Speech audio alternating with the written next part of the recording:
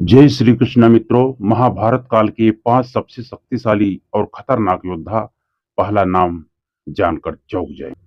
महाभारत काल के 5 सबसे शक्तिशाली और खतरनाक योद्धा, पहला नाम जानकर आप चौंक जाएंगे।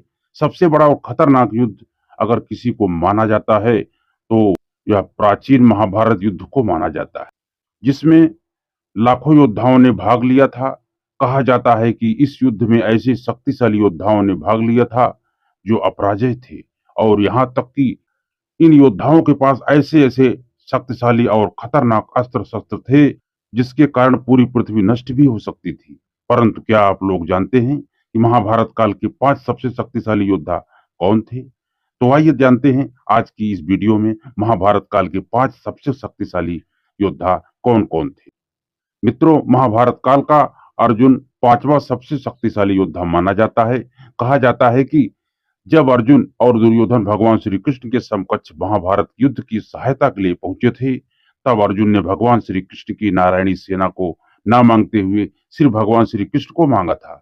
और यह महाभारत काल का सबसे बड़ा निर्णय माना जाता है, क्योंकि इस युद्ध में भगवान श्री कृष्ण के कारण ही पांडवों ने कौरवों की सेना को धूल चटा दी थी। महाभारत युद्ध में अर्जुन कई सारे शक्तिशाली अस्त्र शस्त्र से संपन्न थे, और इन्हीं शक्तिशाली अस्त्र और शस्त्र के कारण ही अर्जुन ने कौरव की आधी से अधिक सेना को मार दिया था।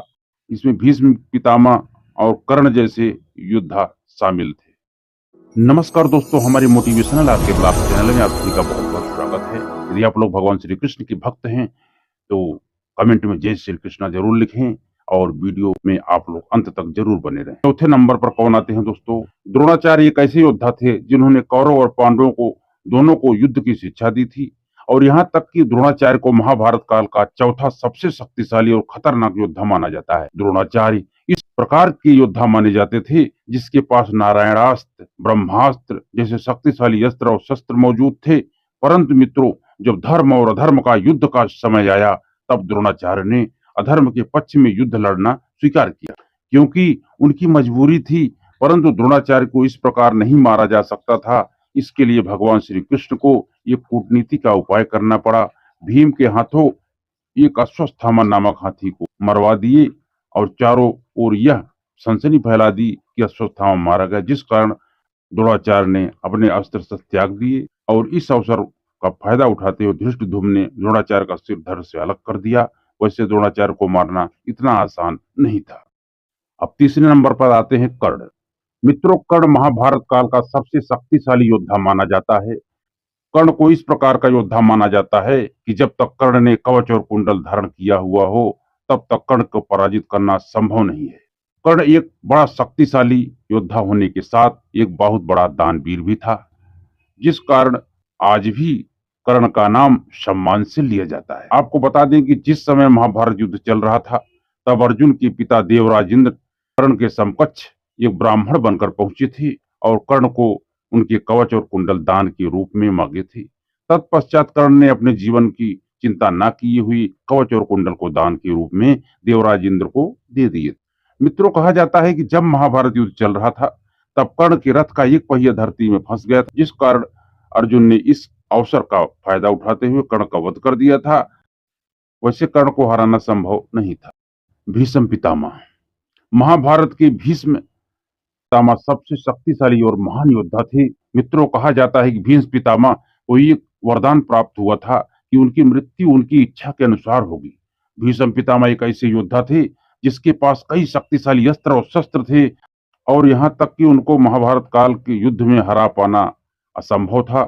और यहाँ तक कि भीष्म पितामह ने अपने गुरु परशुराम को भी युद्ध में हरा दिया था। तब भीष्म पितामह ने पूरे 10 दिन तक पांडवों की सेना का सर्वनाश किया। तब सभी पांडवों को लगा कि भीष्म पितामह के रहते इस युद्ध को जीत पाना असंभव है।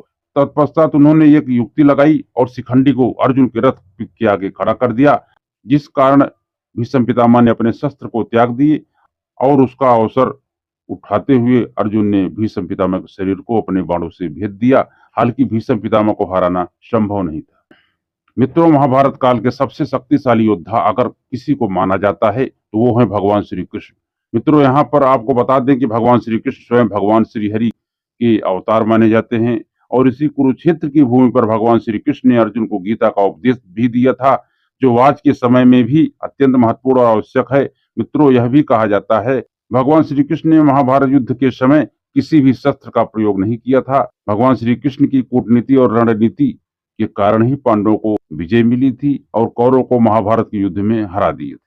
अगर भगवान श्री कृष्ण ने यदि महाभारत युद्ध में शस्त्र उठा लिया होता तो वह पूरे कौरवों को सर्वनाश अकेले ही कर दिए होते। महाभारत में श्री कृष्ण ने अर्जुन को अपना विराट स्वरूप भी दिखाया था। तो दोस्तों, आपको हमारी वीडियो कैसी लगी? यदि आपको हमारी वीडियो अच्छी लगी हो तो हमारी वीडियो को एक लाइक कर देना, और चैनल में यदि आप लोग नए हो तो चैनल को सब्सक्राइब कर बेल आइकन को जरूर प्रेस कर देना, ताकि आपको ऐसे ही वीडियो हमेशा मिलता रहे और हम ऐसे ही वीडियो आप अपने YouTube चैनल पर बनाते रहते हैं। तो मिलते हैं दोस्तों अगले वीडियो में, तब तक आप लोग खुश रहे, मस्त रहे, आनंद में रहे। जय श्री कृष्णा मित्रों।